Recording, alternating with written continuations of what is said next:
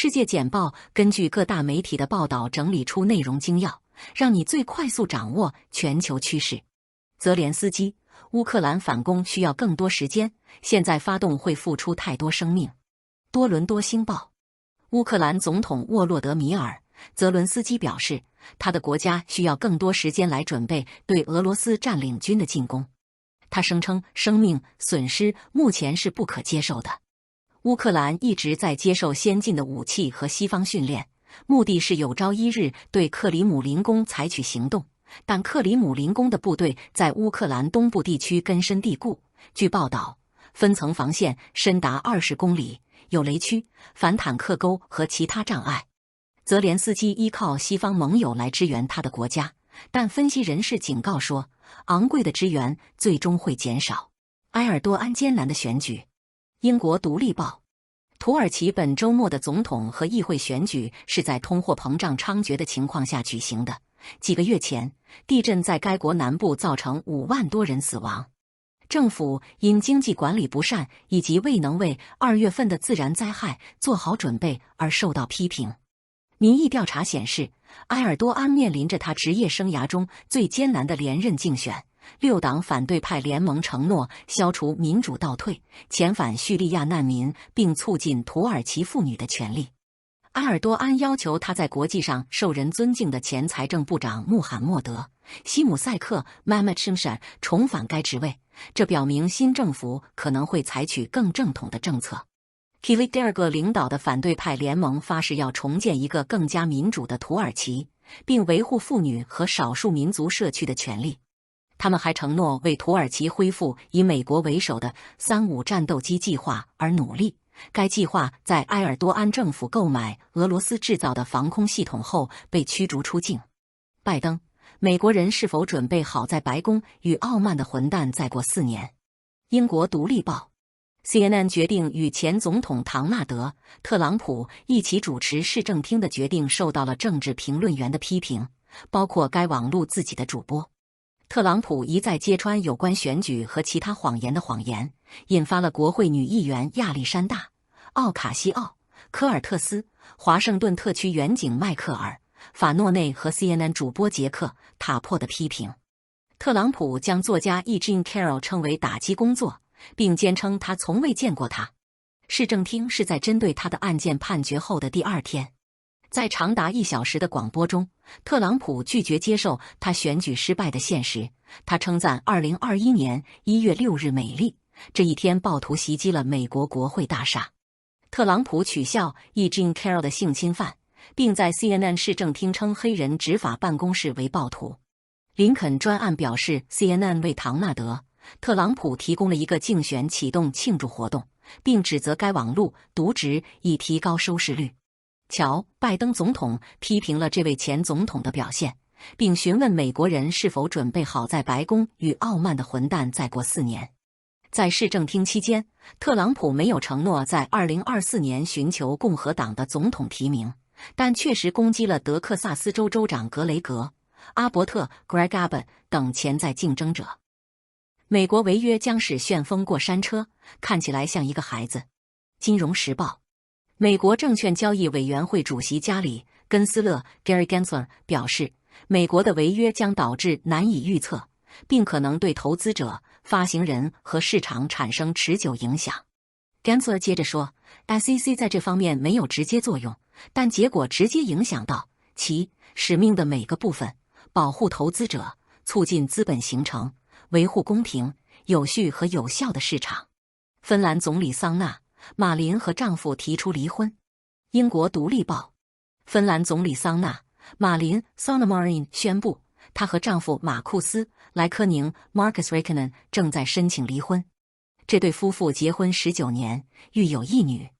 马林是欧洲最年轻的总理，因处理 COVID-19 大流行而受到称赞。他对乌克兰的口头支援也提高了他的全球知名度。中国，如果美国限制对半导体行业的投资，将坚决反对。路透社，中国商务部发言人舒觉廷警告说，如果美国限制中国公司投资半导体行业，中国将坚决反对。该声明发表之际，美国计划为人工智慧技术引入新的出口规则，以说明使其远离中国。据信，制定这些规则是为了防止中国赢得两国在人工智慧方面的军备竞赛。俄罗斯轮值主席国结束后，北极理事会的未来受到质疑。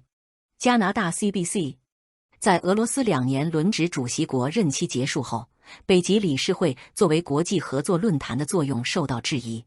在一个虚拟仪式上，俄罗斯将领导权交给了挪威，其他7个北极国家自2022年入侵乌克兰以来暂停了与俄罗斯的合作。现在有些人质疑，一个建立在北极例外论理念上的理事会是否可以在没有俄罗斯的情况下继续存在。然而，让俄罗斯留在安理会也可能很困难，因为它扩大了与中国和其他非北极国家的接触。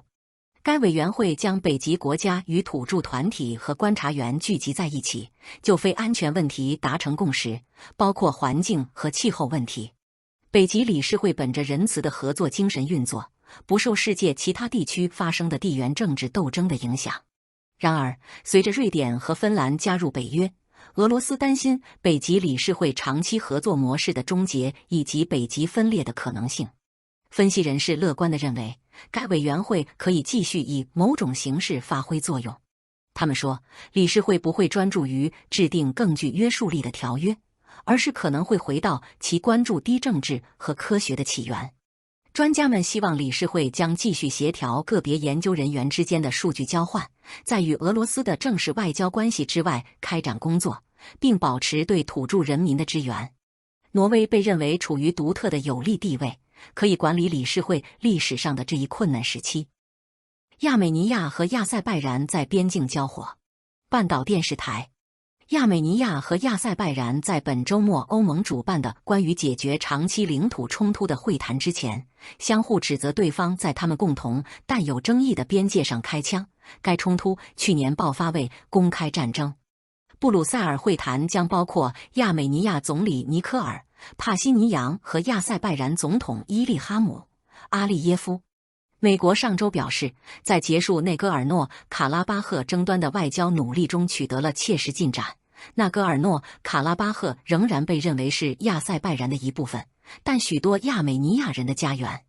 随着核战争威胁的增加，加拿大对韩国的军事支援非常明显。加拿大 CBC 驻扎在韩国的加拿大士兵说，随着朝鲜领导人金正恩发誓要扩大该国的核导弹库，加拿大可能会与美国一起陷入激烈的战斗，延续加拿大在1950年代初卷入的冲突。我们所处的环境可能会变得超级紧张，美国陆军参谋长贾斯汀·威尔逊说，事情已经很紧张，而且可能会进一步升级。联合国军司令部仍然驻扎在韩国，仍在横跨北韩边境的非军事区巡逻。加拿大人参与其中，但今天的任何朝鲜战争都将与最初的战争大不相同，并且可能涉及核武器，可能是针对韩国的小型战术装置，或金正恩可能能够安装核弹头并瞄准北美的洲际弹道导弹。西方的制裁和军事压力被认为没有解决问题，需要采取一种有可能与朝鲜领导人直接对话的新方法。以色列袭击加沙第3天，杀死激进指挥官。华盛顿邮报。以色列和哈马斯之间的暴力事件持续到哈马斯开始向以色列发射导弹后的第3天。以色列战斗机反击，瞄准加沙一栋公寓楼的上层，打死巴勒斯坦伊斯兰圣战组织的3名成员，包括其火箭方案负责人。以色列的1名巴勒斯坦伊斯兰圣战组织成员被打死，至少有70人受伤。以色列将攻击重点放在伊斯兰圣战组织上，同时避开哈马斯。他说过静点将继续关闭。以色列国防军官员表示，哈马斯尚未部署自己的武器。伊斯兰圣战组织发射了460多枚火箭弹，其中大部分被该国的防空系统拦截。在马来西亚，移民表示，在承诺的工作落空后，他们陷入困境。路透社。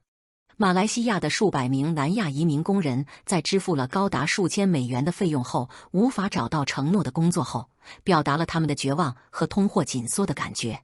工人们觉得他们被招聘人员勒索了，许多公司拿走了工人的护照，几乎没有为他们找工作。许多工人抱怨说，他们感到沮丧，无法偿还他们为了出差而积累的债务。1年半后，中国对加拿大牛肉的禁令仍然有效。黑暗中的工业。多伦多星报：中国继续禁止从加拿大进口牛肉。1年半后，一例疯牛病被报道。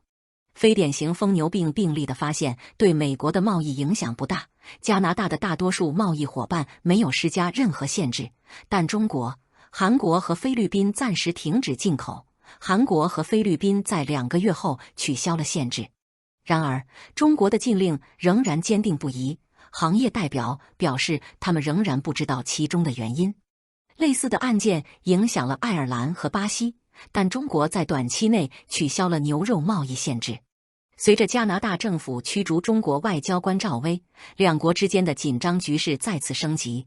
赵薇涉嫌参与恐吓一名加拿大政客及其在香港的亲属的阴谋。